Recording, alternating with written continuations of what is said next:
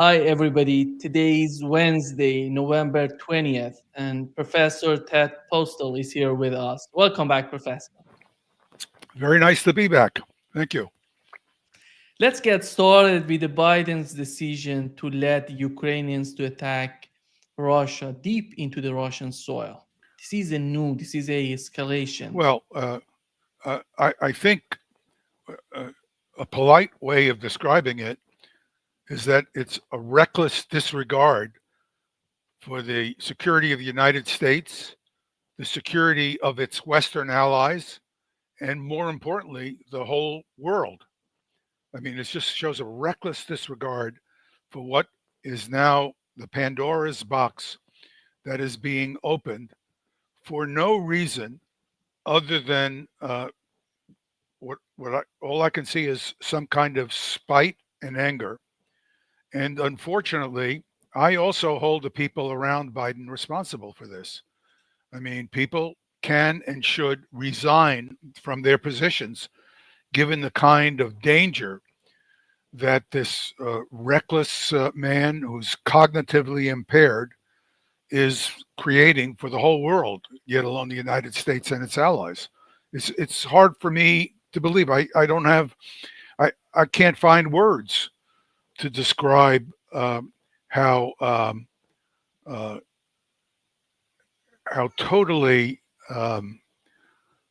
what a total disregard for the country he's supposed to be looking after he has showed in this action, and it deserves to be called what it is. And it's amazing to me that, well, it's not amazing, unfortunately. It's the American press has just stood by quietly, not saying a word. And this is one of the big problems we now have in the United States. We do not have a truly democratic free press. All this discussion about freedom and we're for freedom in the world and blah blah blah is is nonsense. It's not true. We are attacking. I shouldn't say we. The Democrats are attacking people by inventing false narratives, and of course, it's also true of the Republicans. I don't want to say, but the Democrats are the ones who are always screaming freedom, freedom, freedom. And frankly, just to be clear, I'm a Democrat, and I am furious with the Democrats and the Democratic Party. I think they are recklessly endangering the country with their rhetoric and their behavior. And this escalation to launch these missiles now leaves Putin really no choice. The only thing that makes me not so well, I am worried, but not as worried as I might otherwise be, is the um, the president of the United States may be an infantile, vile, angry, reckless person, but Putin is not. He is a strategic thinker. He understands that there is a change of administration coming. What my guess is that his main concern is to address the claims that his restraint, strategic, sensible restraint that he has so far shown is not a sign of weakness. That's what's happening now. Oh, he doesn't do something. We try to provoke him into something that will get the world into a confrontation that could lead to World War III. He doesn't take the bait. Well, he must be weak. you know, I mean, it's incomprehensible that people who are supposed to be intelligent can make these arguments and not be embarrassed trying to make these statements. Making these statements in print and voicing them. So I think he will do something. I'm not sure what it will be because I think he is predictably unpredictable. Not in he's very innovative in his thinking. He's very careful. So I think he will.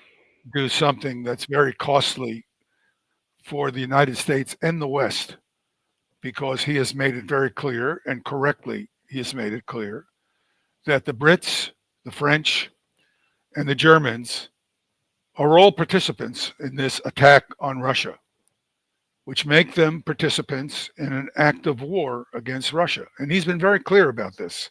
This is not something that he has been waffing about. There's no question that about what he's talking about.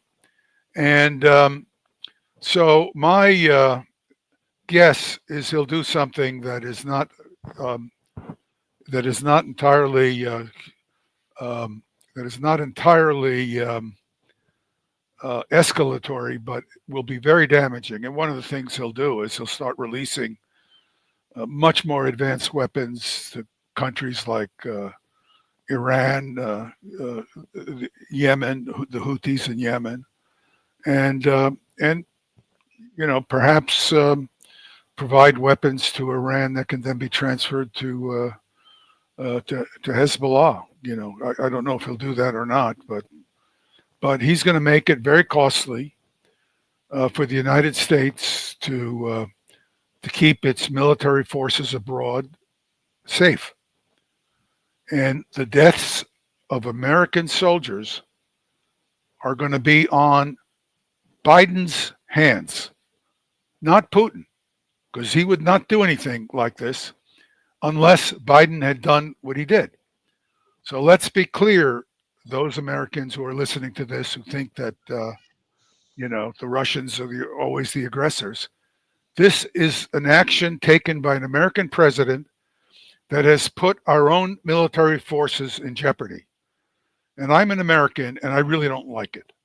I don't like it as an American, whether I agree or disagree with our foreign policies. I don't like putting our soldiers at risk for the political vilification, for the vile political actions of a president who's simply an infantile, shows an infantile disregard for the consequences of his behavior. It's just incredible to me. So, so that's my polite description. Anyway. That when you look at the attack on Russia, they've used ATACMS to shoot missiles towards Russia. But how important is this escalation, and how they were trying to achieve, in your opinion? Was the main goal in their mind, in the mind of Kiev? I'm not talking about the United States. What they had in their mind with this attack? Well, the Just leadership in Kiev has no concern for the world. Their only concern is themselves. They don't have any concern about their own allies, because what they're trying to do is draw their own allies into a wider war in the hope that the wider war will result in them being saved from their follies. Now, I don't want to blame their follies on them alone, because their follies are another example of Mr. Biden's recklessness, where he was involved in forcing the issue in Ukraine in 2014, where a coup was aided by the United States. The coup aided extremist elements in the political system in Ukraine, not mainstream elements. Those extremists are now in charge of the government. They don't give a whit about their allies, and actually they don't give a whit about their own people, because they are perpetuating a war that they know they have lost, and they are shoving more and more innocent Ukrainian young men into a meat grinder where they are being massacred by the Russians. And the outcome will not be affected in any way, yet they do this to their own people. So we have a president in the United States who played a role in starting this disaster in Ukraine. He uh, he he allowed he pushed the Ukrainians who were foolish enough to accept what he was doing into becoming a, a weapon uh, for the United States, a vehicle for the United States to try to attack and weaken Russia. That was his goal. No other goal. Russia wasn't bothering him. Russia was minding its own business. But he decided he was going to weaken Russia. That's, he was going to do this because he's a great president. He's going to be one of the great presidents of all time, he thinks. Well, let me tell you, he's going to go down in history as one of the worst presidents we've had in all time. And he's going to rival. I used to think George W. Bush was going to be hands down the worst president the United States had for in the 21st century. But that's wrong. I think it's going to turn out. I think it's going to turn out to be Biden. Biden will have proven to have done more damage to the United States. That's my guess, and I'm pretty sure it's right. I think when the historians step back and all this nonsense that's being produced by these people who are just completely without integrity, just making up things as they go along, and it's horrifying to me as an American citizen to see what's happening to my country, to see how the political left and the political right have devolved into a group of really bold-faced liars going after people just like McCarthy did in the 50s in the United States. They're both guilty of this, both sides. And it's, except I'm a Democrat. Because I'm a Democrat and I have thought, I don't know if I'm right, incidentally, but I've thought that they would be better at, I didn't think they'd be good at governing the country. I've never been very happy with them, but I thought they would be better and more responsible. They turn out to be as irresponsible and reckless as the Republicans have been. And this doesn't mean there aren't decent people involved. I want to be clear that not everybody is, I mean, you look at Liz Cheney, for example, she stood up and, she didn't allow anybody to intimidate her, and it cost her greatly. And I take my hat off to her. Congressman Schiff, he, I don't always agree with his points, but I think, he has shown great integrity. Nancy Pelosi, who I often don't agree with. So these are people who are Tulsi Gabbard, let me say, who's now under attack. These are people of great integrity. And unfortunately, they are subject to the most awful and terrible and dishonest and mean-spirited attacks. And that's from both sides, Republicans and Democrats. We are devolving rapidly into an ungovernable country by both of the leading parties together. So it's really a dangerous situation. Yeah. Since you mentioned, one of the files that you've sent me is this article of New York Times attacking Tulsi Gabbard. Yes. And the reason why she's one of the interesting figures in the Trump administration for Russians. Here is what they're talking about. What's your take on this article in the New York Times and the way they're attacking? I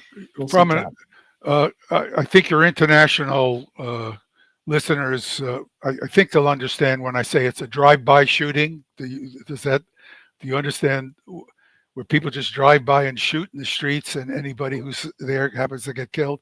This is what I call a drive-by shooting.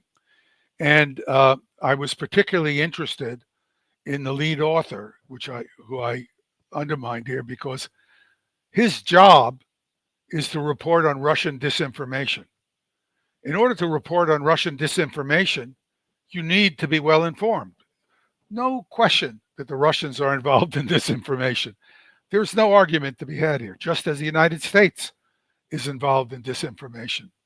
But the author, Stephen Lee Myers, does not know what he's talking about. And I took one of the outrageous. I mean, it was just filled with so many outrageous claims. You'd need to spend hours, talking about them. But the most outrageous thing of all is that Tulsi Gabbard questioned the use of chemical weapons in the attack in the August 20, 2013 nerve agent attack in Damascus. She questioned the American explanation for it or conclusions about it. Well, she was right to question it. In fact, I briefed her on this.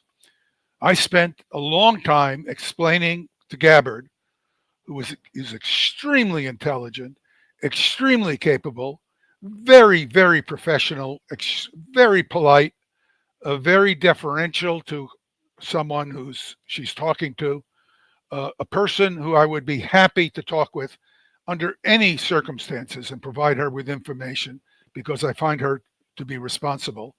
And yes, I don't follow or agree with every decision she's made politically, but that's her choice. But as an individual, I find her to be absolutely first class, and I think she would be a wonderful director of national intelligence. I think I have some things to say about past directors of national intelligence, and we can talk about that later after maybe we finish with talking a little bit about Mr. Biden and the Democratic behavior.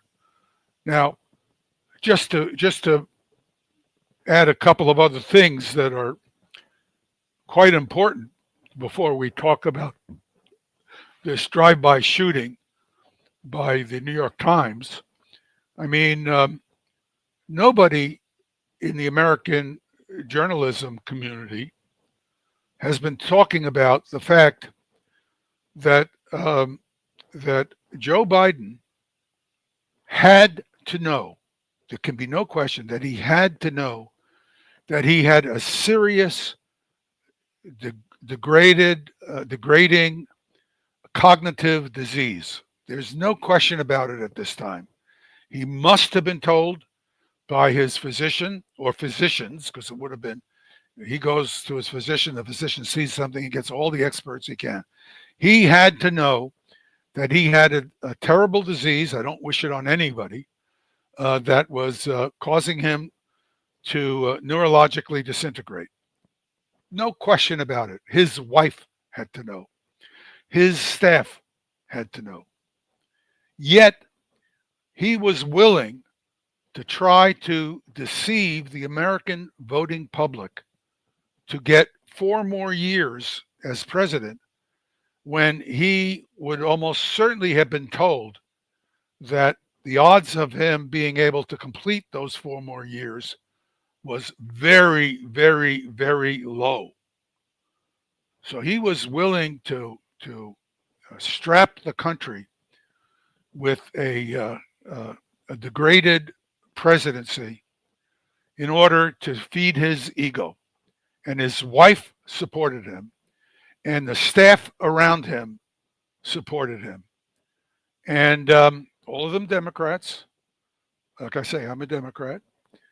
And I have to say that I regard this as a betrayal of the trust of the American people and of the Constitution of the United States. That's what it is. That's what it was. And I think it needs to be talked about, because if anybody wants to talk about Mr. Trump's problems, they also need to talk about what Mr. Biden was willing to visit upon us, along with his Democratic colleagues, because of his large ego, where he was constantly referring to himself as potentially one of the great presidents of all time.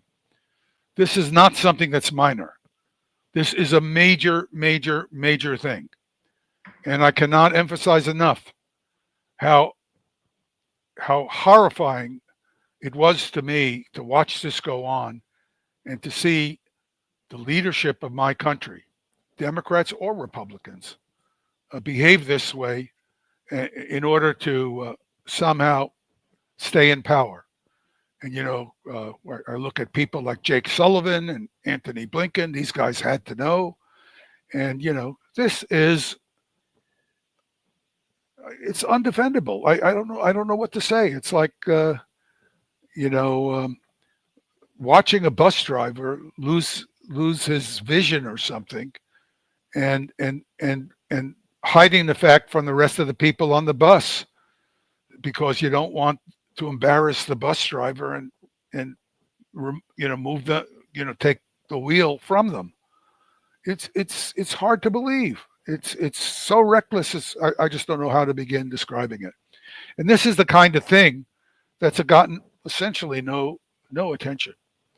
And I think it needs to be talked about. And I think people need to understand what Mr. Biden was going to do if he could get away with it, and what his staff and party were willing to do if they could get away with it.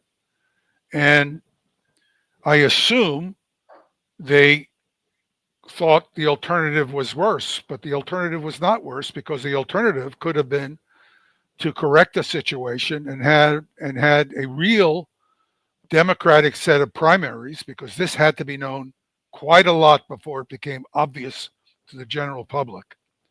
This had to be detected early. So there's a story here that one hopes there'll be a competent journalist, there's so few these days, that can eventually dig this out, because he had to know very early that there was a problem coming down the pike. There were all kinds of exams he would have been given, and they would have detected something. So instead of having a set of primaries where the American public could have had a series of choices among different candidates, he waited until he had to be told by Nancy Pelosi that he was going to be kicked out on his butt. Over, although she will deny she said that, but that's clearly what she had told him.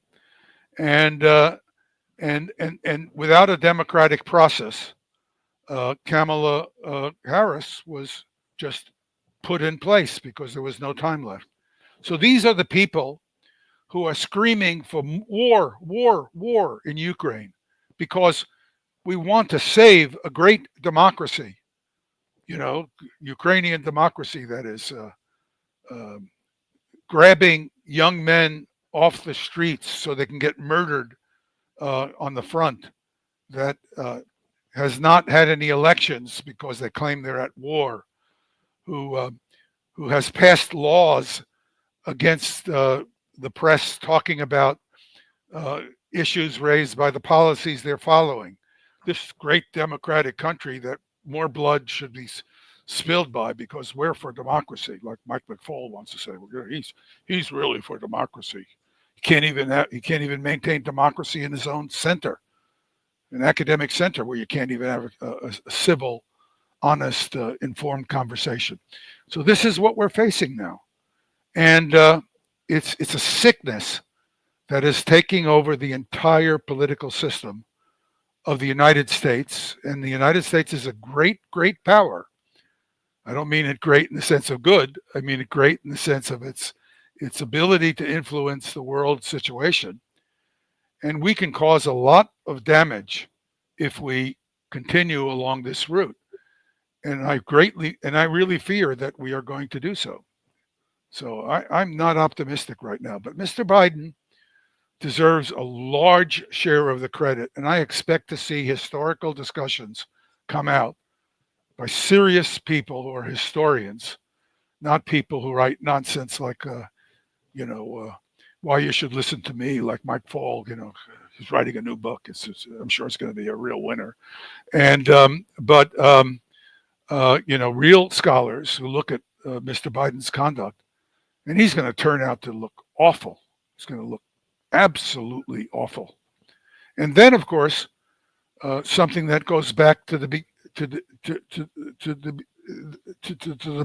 beginning of this whole awful Ukraine crisis. There's no question, as suggested in the New York Times article that's referred to, uh, there's no question who destroyed the Nord Stream pipeline. Mr. Biden was the one who made the decision to destroy the Nord Stream pipeline. This is another lie, and I'm talking about a lie spread by the New York Times. And the New York Times coverage of these international things has been criminally negligent. In fact, it's not even wrong on most of the things it's been saying. And there are a lot of editors at the time, and the owner of the New York Times, this young guy who took over for the family and who never has been. The family did a great disservice to the country because the New York Times had problems in the past, but all great newspapers, you know, people make mistakes. But what's happening to the New York Times now, it's a shadow of what it used to be, and it's just a rag with regard to its reporting of international events. It's just it's no better than Pravda during the height of Soviet repression. It's just that bad. And in fact, it's not as good because I don't think they're as good as telling lies. And so the Nord Stream pipeline, as reported by Seymour Hersh, was destroyed in an operation by the US government. And there was some additional confirming information very recently about Hersh's article. There was an article about a harbor master in Norway. This harbor master, about the time, 4 days before the pipeline was actually destroyed, this harbor master detected that there were ships out in the region around the pipeline. I don't even think he understood the pipeline was there, but there was no communications coming from the ships. So he became concerned that there was some kind of at sea emergency going on. So he immediately put together an expedition to help what he thought must have been ships in distress. And he shows up with his group of ships to aid it. And what does he run into? He runs into a bunch of U.S. Navy ships, U.S. Navy warships, who are radio silent. And he is told, get out of here and do not tell anybody about what you have seen. This is 4 days before the pipeline was destroyed. And then, of course, we have the additional information we have learned from Hersh. So this doesn't make the news either. Mr. Myers, who's an expert on Soviet disinformation, is not apparently knowledgeable about real information coming from Norway. So, he's an expert on Soviet disinformation. Soviet disinformation is anything the Soviets say. That's the way it looks to me. And his job is to be informed, and he's not. And this article shows, that's a second example from the article where, they screwed up royally. I mean, it's not even close. And the New York Times did not even publish an article saying that Sy Hersh reported these events, but was wrong. In other words, they didn't even say it was, they just ignored it. They just didn't say a thing. They instead published these ridiculous, false, alternative arguments. Well, this is the paper of record. This is the paper that we are supposed to look to when we really need accurate information. We're supposed to look to the New York Times. So this is what we're dealing with. And Mr. Biden's attack on this pipeline, he did more damage to the European allies than he did to Russia. And he was so misinformed, along with his buddy Mike McFaul, who's very proudly tells you that he works on economic sanctions now. So the genius who got himself kicked out of kicked out of Russia as an American ambassador, that now he's working on economic sanctions. And I'll bet you he doesn't even know. I haven't asked him. Maybe I need to get the next time I'm back at Stanford. I need to ask him if he knows if he knows anything about how the Russian economy is doing right now that all these sanctions supposedly work so well, and if he also knows how well the German economy is doing right now. So for information of your viewers, the Russian economy appears to be growing at around 4% per year. And the German economy is growing about somewhere around minus 0.3% per year. It's contracting. And Volkswagen is moving manufacturing facilities out of Germany because the energy costs due to the destruction of the Nord Stream pipeline have gone through the roof, and they can no longer do the heavy manufacturing at a competitive price that they were doing. Well, that's Mr. Biden. So if Mr. Kissinger's statements that it's dangerous to be an adversary of the United States, but it's fatal to be an ally of the United States, seems to be working out pretty well for the Western Europeans. And to make matters worse, the Western European political leadership is now trying to cover their backs by blaming it all on the Russians and whatever, when in fact the facts are overtly clear that the political leadership of Russia has done all the damage to Europe that it could possibly have done by simply following the orders of the United States, which they followed like lapdogs.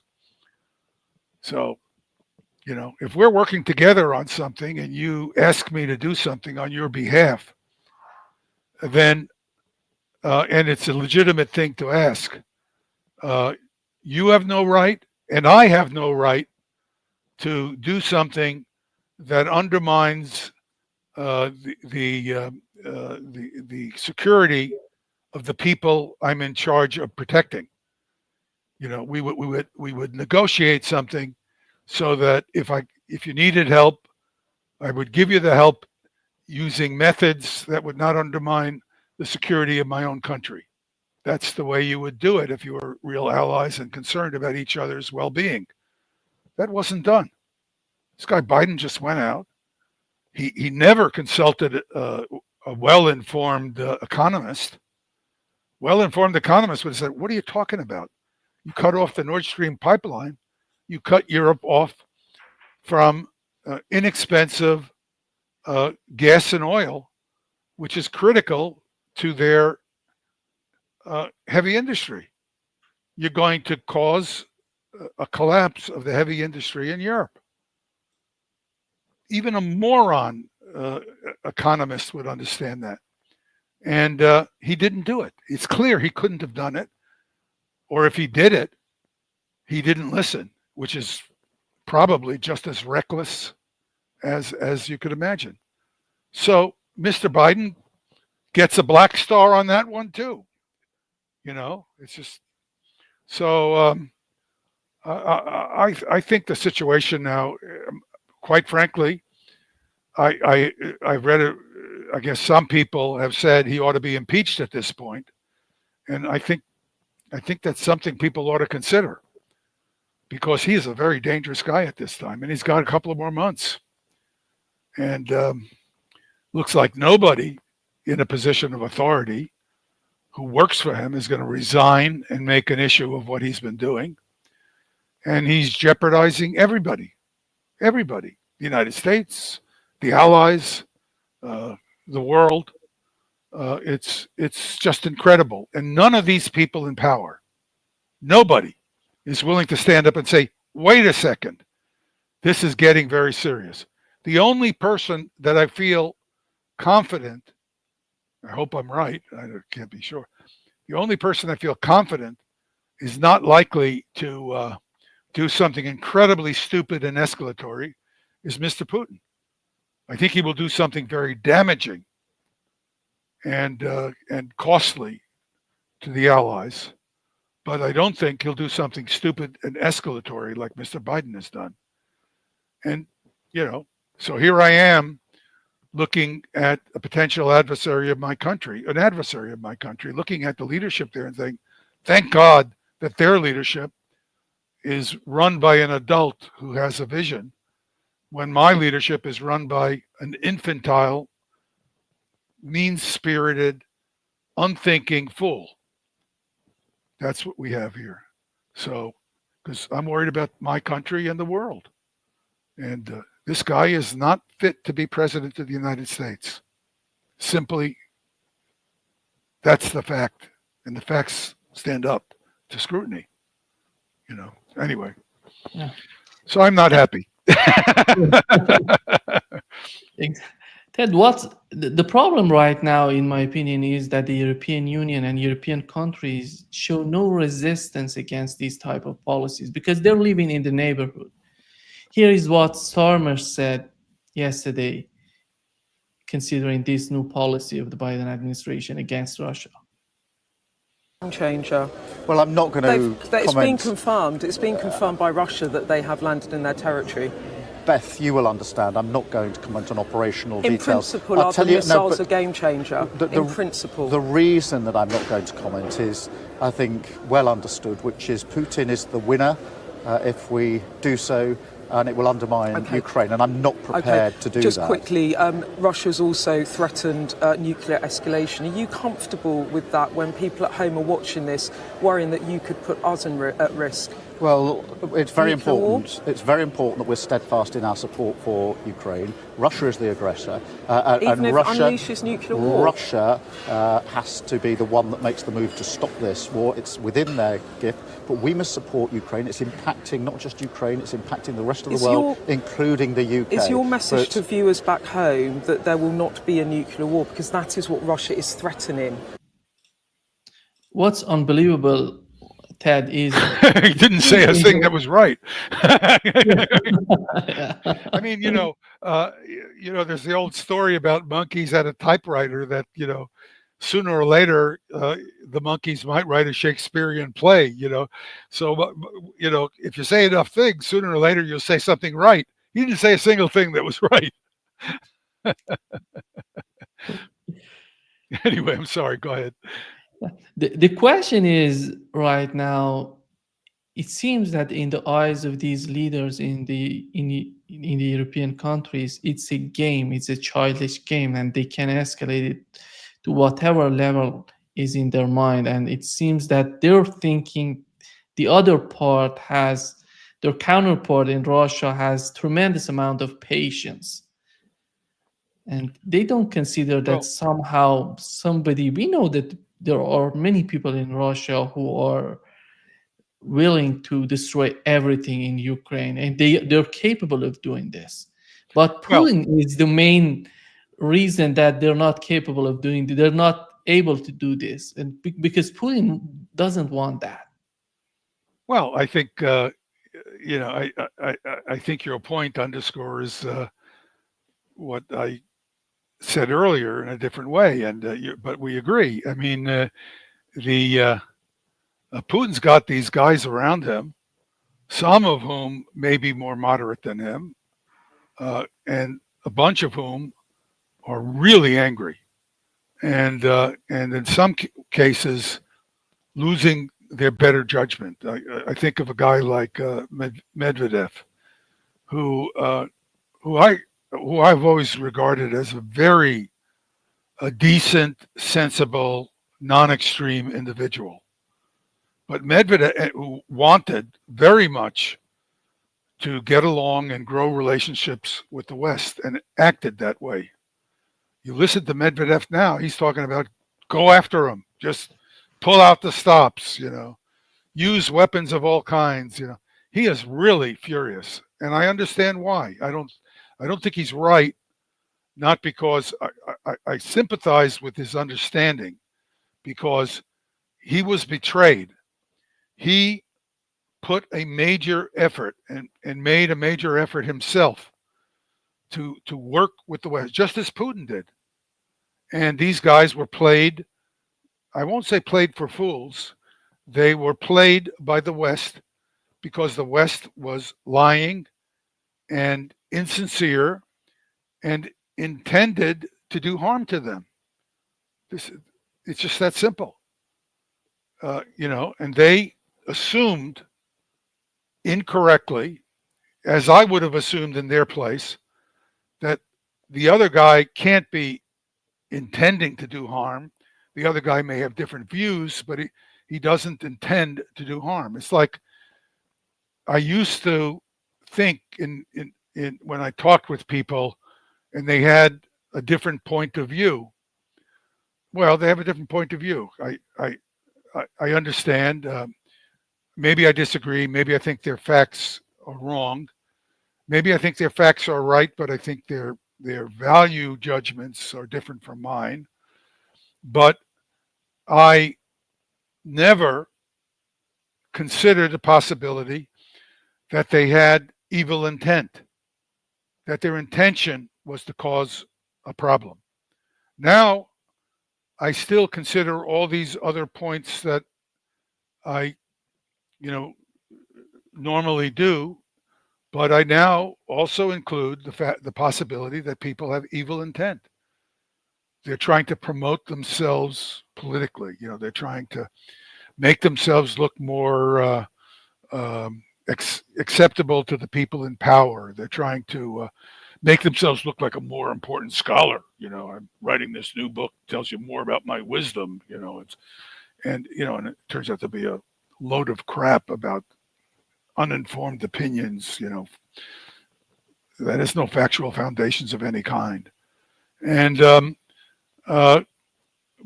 we're in a different place relative to where we have been. It's not to say that the world was so much absolutely better by any stretch of the imagination, but we have devolved into a society where lying by all people along the political spectrum has now become an absolute norm. And the press has been a very active and enthusiastic supporter of these lies. And the public is the loser. I mean, if you're struggling to do your job, and even if you're well off, I mean, I'm very lucky. I am immersed in an extremely well-educated environment culturally. My friends, just because of the accident of my life. But I come from a lower class, working class environment, and I still am in contact with people from that environment. They are friends, in some cases, in some cases, family. In some cases, just people I just meet, and I have a high regard for these people because I grew up among them. There were plenty of these people who were very smart, very decent. You get into a car accident, they're out there pulling you out of the car. These are not the people that Hillary Clinton wants to call, abhorrent. These are decent people. They work hard, but they're focused on their lives. So when they read this garbage that is published in places like the New York Times, and they're told this is a journal of record, it's not unreasonable that they would assume that what they're hearing is roughly correct. But this stuff is simply nonsense, and it's very dangerous nonsense. In the New York Times, I'm on the New York Times today because they published this article. It's just out today. I got it. This article. It says November 18, but it was just put on the web today, and the Nord Stream pipeline thing, which I was involved in because Seymour Hersh, unlike the journalists in the New York Times, well, there are journalists in the New York Times who do this. I want to correct myself. I do talk to people in the New York Times who call me up for technical information. So I want to make it, it's not everybody on the Times. There are journalists who do So I don't want to tar my friends with that brush. But these leading journalists who are featured all the time make no effort to enforce themselves.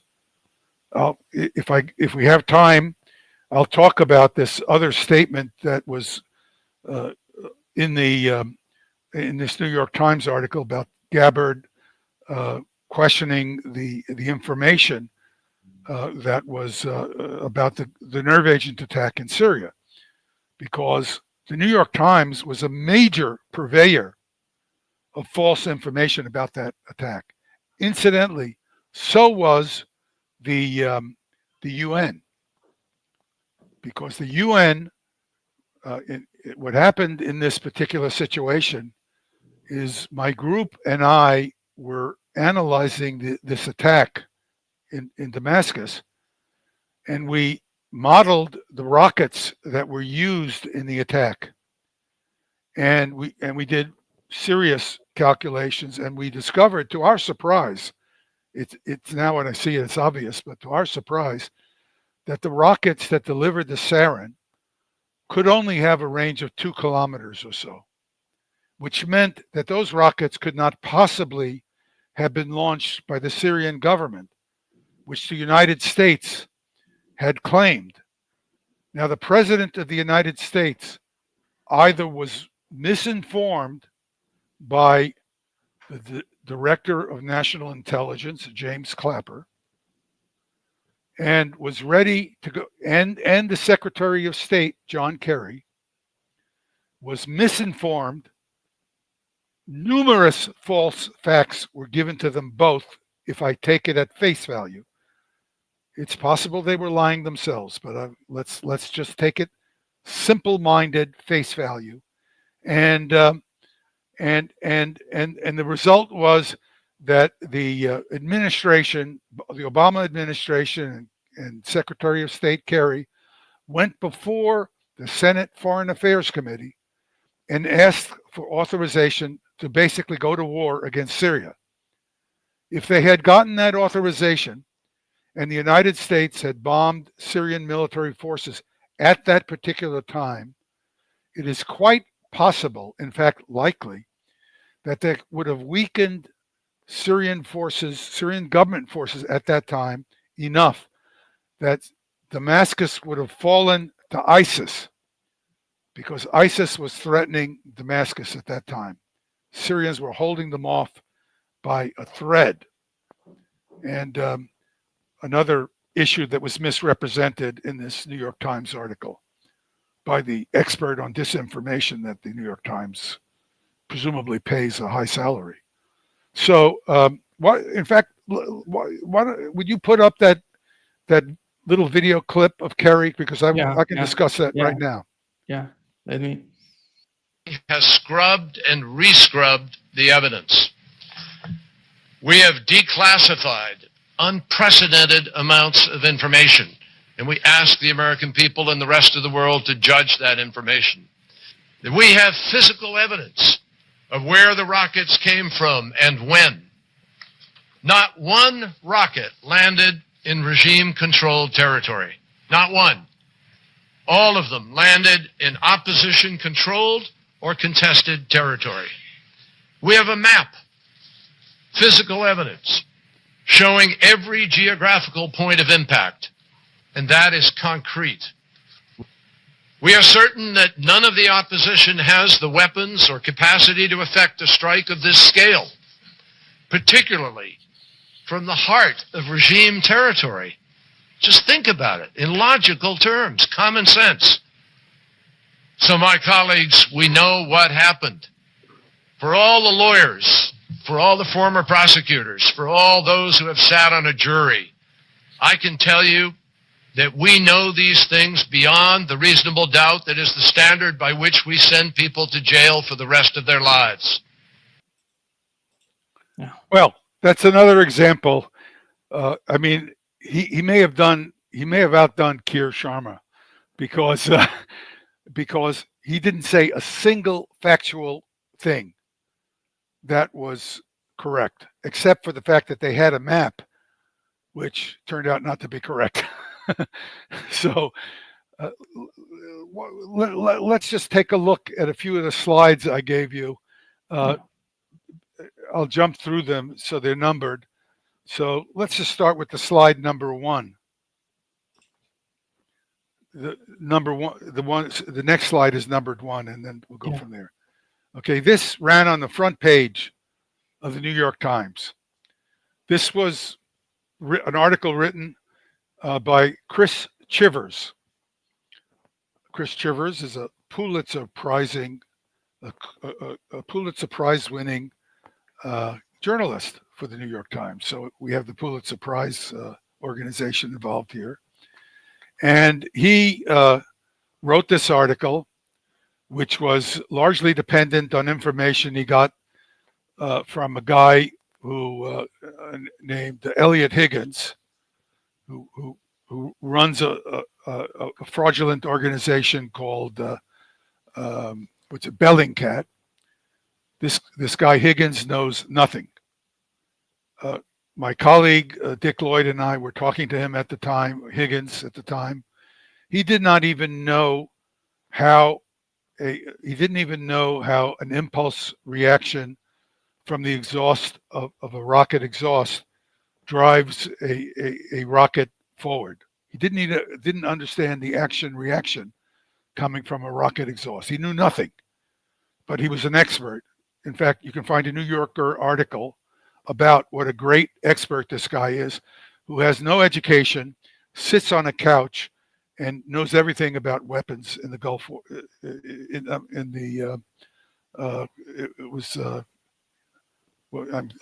I'm losing it in Syria. In the Syrian War. I'm sorry, in the Syrian War, and so this couch potato who knows nothing and gives this guy an article. This is his source, and he tells him that the line of fire came from this spot in the Syrian military complex at the center, and it flew to this Ain Tamah area where the munitions, the actual nerve agent munitions fell. If we go to the next slide, we see another guardian of truth, Human Rights Watch. This is their map, which they published. Both the New York Times and the Human Rights Watch were informed by me about the errors in their claims. Neither responded. Chivers published some little nonsense a few days later, buried in the back of the Times, where he doesn't even clearly acknowledge that there was a mistake in this front page article. So he and his editors, and presumably the owner of the Times, this character who was a descendant of a family that actually did something earlier, they just chose to make a lie out of their story. They published a story based on completely false sources. When they were given technically accurate information, they buried it. All right, they did nothing to correct it. This is Human Rights Watch, who you go to and find out about all these terrible things that other people are doing. It's all other people. If you go to the next slide, we can see what this munition looked like. This is, if you notice in the lower right corner, it says September 5, 2013. That's when this particular diagram was published in the New York Times. All right, so what happened is my group and I were studying what happened, and we realized that we actually reconstructed the design of this munition from videos, and we knew the characteristics of the rocket motor because we realized it was from an artillery rocket, and that they had and the fins and the barrel was put on the front, and so we got a new weight, the new weight for this rocket, and a new aerodynamic drag coefficient for this rocket. And what we did is we then calculated the trajectory of this rocket. If you go to slide numbered 7,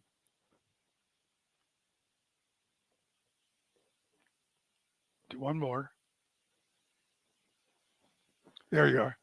This shows you what the rocket would have, the red curve shows you how the rocket would have traveled 20 kilometers if it was carrying a standard, 5 or 6 or 8 kilogram warhead, and it was an artillery rocket. So it was slim, has very low drag. It would travel to 20 kilometers. If you take this rocket and you take the warhead off and you slip it into the into a barrel that can carry about 50 gallons of 50 liters, I'm sorry, of sarin, then what happens is its range reduces to the munition that is shown in the lower left corner. You see the 2-kilometer range. So this is the same rocket motor, but it's carrying a very heavy payload, and it's got a tremendously larger aerodynamic drag because it's got this big flat surface in front of it due to the due to the shape of the barrel. Now, when we did this calculation, the New York Times on September 5th published that diagram I showed you earlier. That was one of the journalists who I talked to who actually listens. Incidentally, I sent that information before I sent it to the Times. I sent it to the Science Advisor's Office, who I know, and his staff who I knew, and they acknowledged receipt of the information and thanked me, but as usual, didn't say a word to me, because their main interest is protecting the administration. So these people are still trying to protect the administration. You try to get them to tell the truth about anything, they still clam up and lie to protect the political administration that's currently in power. So that's the science community for you. See, go to the science community, get an honest result. Now it turns out that the UN team that went in to investigate what actually happened at the Syrian site saw the newspaper article and looked for our analysis, and they brought in a team to do the same analysis that we had claimed to do. They got our result. So the UN then knew that our result was correct. In other words, they replicated our result. We have this on videotape by the director of the study. He made a statement about that. If people want that videotape, I can send it to them. So, but they never put it in their report to the UN Security Council. They never said to the UN Security Council, our analysis of the munition that came into Zamalka, the particular area that was hit with the nerve agent, indicates that the rocket could only have traveled 2 kilometers. They never said this. This was their independent assessment, and they denied that information to the UN Security Council. How can you call yourself serious UN investigators when you do that kind of shabby work? Shabby, dishonest analysis provided to the Secretary General of the UN and the Security Council. This is, I don't think it's a conspiracy. I'm not a conspiracy, but I think it's an indication of the tremendous moral decay we are witnessing in the West. In fact, what I'm saying is worse than the argument it's a conspiracy. I'm saying there is a moral decay that is infecting every aspect of our society, our professional honesty, our organizational honesty. It's infecting everything, and this is a great concern of mine. It's my criticism is in fact much more serious than just criticizing the situation in the criticizing the possibility that this is a conspiracy. Why don't we just go to slide 11 since I'm on a roll on this. Yeah. 11. The next Is slide. that The next slide. Next. All right. I tried to publish an article in the Bulletin of the Atomic Scientists. I was a regular publisher. I was a regular journal publisher, author in the Bulletin of the Atomic Scientists for well over 40 years. I published articles that were unique in that they weren't opinions. They typically exposed some technical detail that was critically important in a policy debate. For example, I wrote an article that showed that the United States was using a radar in Norway at the end of the Cold War, was using a radar in Norway, an intelligence radar, to eavesdrop on the collapsed Soviet Union at a time where we were claiming that we were no longer adversaries. All of these articles I wrote, not all, but a very high percentage of them, were featured on the front page of the Bulletin. So they were considered very important, and they were featured on the cover page of the journal. So here I write this article. Incidentally, I've decided, I call it a confidential draft, but I can send a confidential draft to anybody who's interested at this point. I've had it. And the editor, this John Mecklin, he writes to me and he says, I can't publish this article because the article basically says that the rocket has a 2-kilometer range, and that's what the article claims. And it depends on the article having well, that's the point of the article. That's like telling Galileo that your article shows that the sun is at the center of the solar system. So I can't publish it because I know, even though I have no technical capabilities, and I can assure you that John Mecklin has no technical knowledge. He's a skilled editor, but he has no technical knowledge. And even though I specifically asked him to have it reviewed for technical accuracy because I knew he was having problems with the finding. He didn't do it. Instead, he lied to me that he had it reviewed. And when I asked him to see the reviews, he could not produce the reviews. And he actually claimed they were confidential. Well, reviews are never confidential. What's confidential are the reviewers, the identity of the reviewers. The reviews cannot be confidential if you have a review journal because that's how the article gets refereed. So he lied to me about having the reviews. This is the Bulletin, so I no longer publish in the Bulletin. I've had it with them. So these are your liberals. I mean, again, I'm not accusing only the liberals. I mean, all right. So what's Tulsi Gabbard's crime? Let me explain the crime because I don't think we'll have time to get into the article in detail. Just go to ahead 2 slides. Tulsi Gabbard's crime is she recognized and stated that the emperor has no clothes. She stated that all this nonsense, that the U.S. government almost got into a war that would have seriously and adversely affected our situation in Syria, putting ISIS in charge of Damascus. She recognized that the that the claims being made were false because she was briefed by me.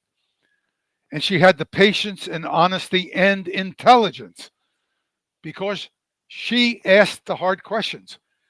One of the things I always liked about Lieutenant Colonel Gabbard, who is a loyal soldier who still works for the United States government, what I always liked about her, she asks questions because there's no way anybody introduced to a subject like this can be up to speed on every detail. And that's why a briefer has to know what they're talking about, which is another discussion about how our leading people are briefed by people who don't know anything. Why don't we just go to the next slide? So, my senator from Massachusetts, I live in Massachusetts, I'm registered to vote in Massachusetts. I voted for her, Elizabeth Warren. My senator, Elizabeth Warren, who I voted for, was a law professor at Harvard before she became a senator. And she makes this statement that they quote, that Tulsi Gabbard should not be given a clearance because her views are so outrageous. Imagine that. My senator, a lawyer who should know better than making accusations based on hearsay, because it's hearsay. She cannot have done her homework on this, I can assure you. She just accuses this person. Shame on you, Ms. Warren. And I mean shame on you. I'm glad I voted for you because you do good things for the country and in the area of protecting consumers. But you should keep your mouth shut about things you don't know anything about. Or you should choose to educate yourself. You call me. You can reach me through MIT anytime. I'll be happy to come over and brief you. I'll come into Washington and brief you. But you should not repeat that. That's my statement to Senator Warren. Now, let's look at these revered and acceptable members of the intelligence community who are such better choices than this reckless woman, Tulsi Gabbard, who can't be trusted with America's secrets. Let's start with James Clapper. Clapper produced false evidence of a Syrian government sarin attack that caused the President of the United States and Secretary of State to seek military authority from the Senate Foreign Affairs Committee to go to war. James Clapper, so he's a revered person. He's not criticized for this in any serious way. This article by the New York Times, which of course promulgated this false claim that Clapper made to the President and Secretary of State, that's okay. The New York Times has this article attacking the integrity of Tulsi Gabbard simply because she knows the truth, and the New York Times has for what? It's 11 or 12 years now, right? In 2013, this attack occurred, has been knowingly promulgating because they had to know. I called up this guy, Chris Chivers, and I told him what was going on, and I sent him materials, and he chose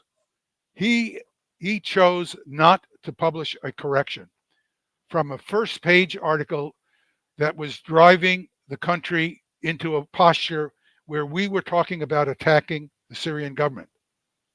The UN leader of that team, Aka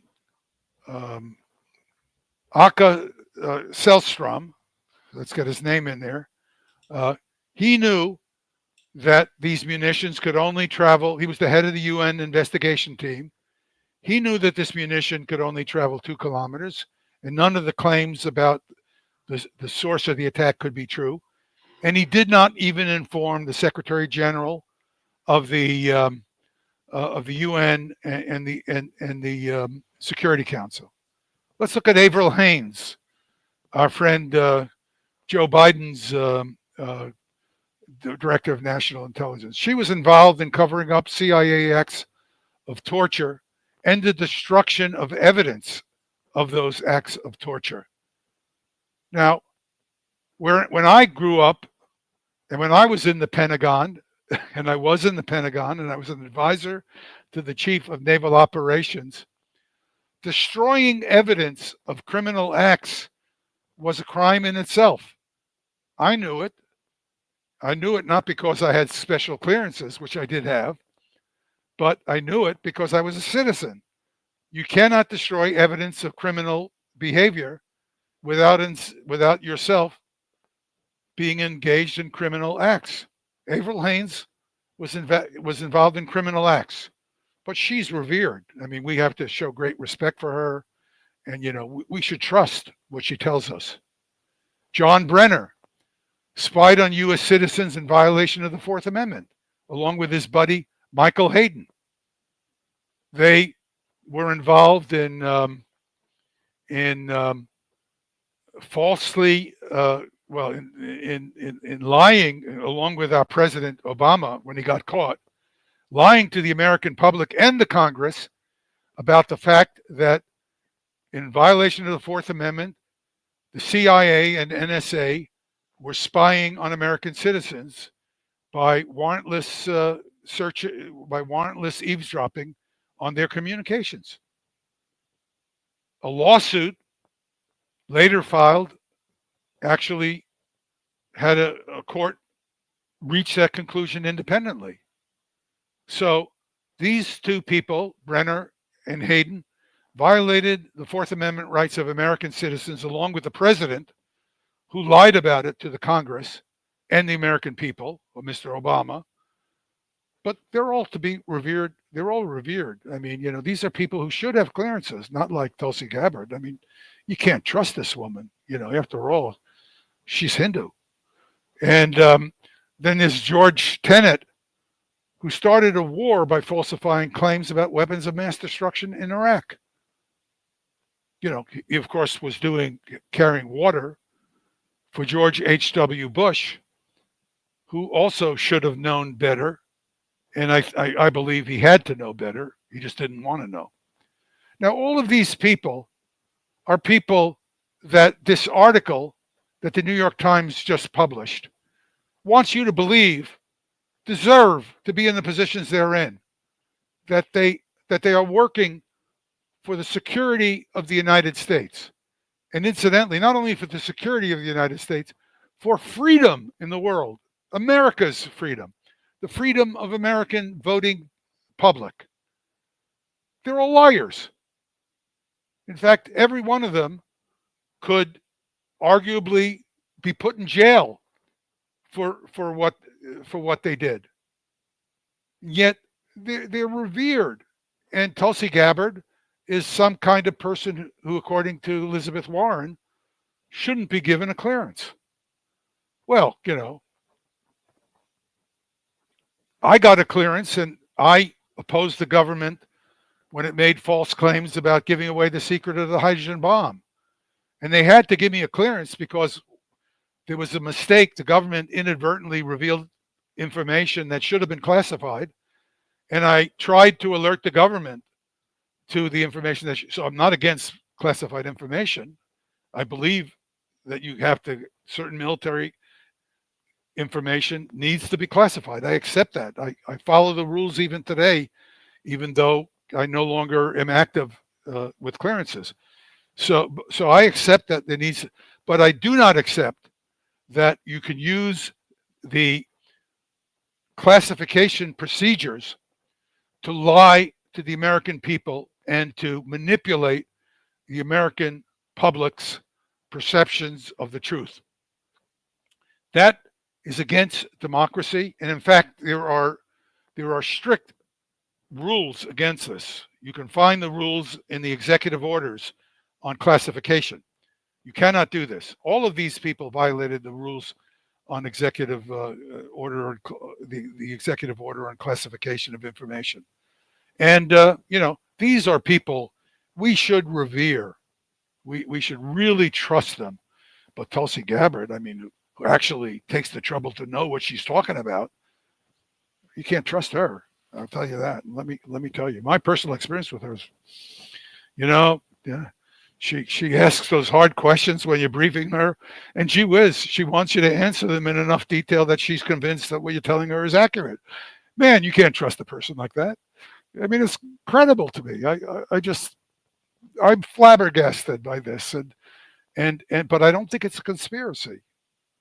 I think it's a general degradation of our whole society, the morality, the ethical standards, and the professional standards. And that's what worries me so much. It's not a conspiracy. It would be, in some ways, easy if it turned out to be a conspiracy. Anyway, so otherwise, how was the play, Mrs. Lincoln? Anyway, Ted, before, just to wrap up this session, one of the conflicts right now is in the Middle East, and the Trump administration is going to decide what would be the next policy, the next position of the United States in the Middle East. So far, we haven't seen the Biden administration successful to put any sort of pressure on Netanyahu to bring some sort of sanity to what's going on in the Middle East. Do you think that Donald Trump would be able to do that? no, I don't think so. Unfortunately, the Trump administration is lining up with regard to the Middle East, with regard to Israel, I should say, which of course is the core of the Middle East conflict, is lining up to blindly support Israel. And Trump's appointments are all blind supporters of Israel, just as Biden is. And I think, I don't know if it'll make it worse, but it could. Because I think there's some possibility that there's some news. It's still soft. It's not yet solid and may not happen, but there's some suggestions that the Israelis are going to declare the northern part of Gaza part of Israel and open it up to settlers. It's not yet clear what's going to happen there, but and I don't think the Trump people will stop that. I think they should. I think Israel has to be, the rampage that Israel has been allowed to go on needs to be stopped. And the United States is the only country that can stop this. But I don't think that's going to happen if the direction of things continues as they are with regard to Trump's new administration. I could be wrong, and I hope I am wrong.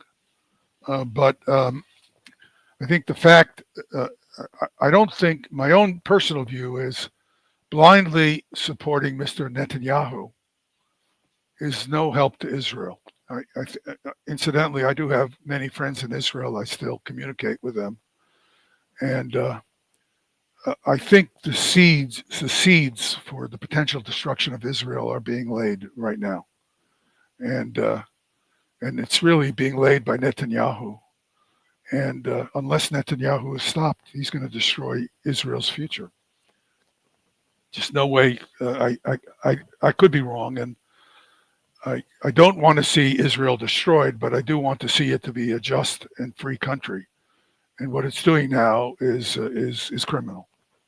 It's engaging in a genocide that is a stain on the history of Israel and a stain on the unfortunate, terrible history of the Jewish people in the